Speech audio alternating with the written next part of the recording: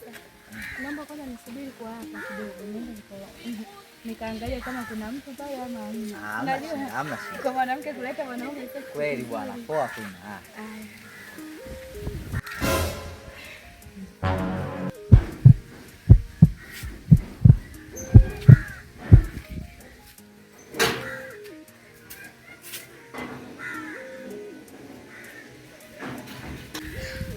Fundi bwana, matatizo kweli kweli.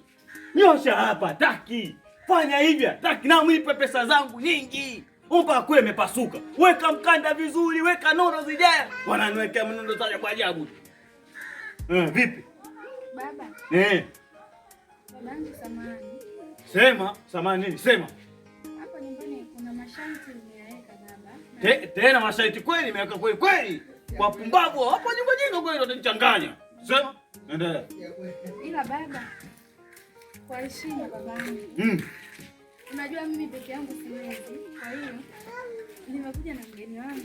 Kwa leo babangu nakuomba mgeni wangu apite. Sitarudia tena baba. Umesema? Mgeni wangu. God have mercy upon us. Nisikilize. Masharti ya nyumba si unajua? Unafahamu? Sasa kama masharti ya nyumba najua, ishi kwenye masharti. Sasa baba, mimi nitawezaje kulipa kodi? Yeye ndo anayenisaidiaga. Sasa nataka kuja kupajua nyumbani. Kama anakusaidia kulipa kodi, ana kwake na yeye. Mwambie akafanya ujinga wake kwake, sio kwangu. Kwa nini afanye ujinga kwenye nyumba yake? Hapa mama nishasema ni marufuku.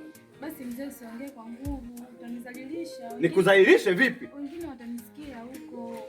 Kwa sababu ujinga. Guest. Kuna guest.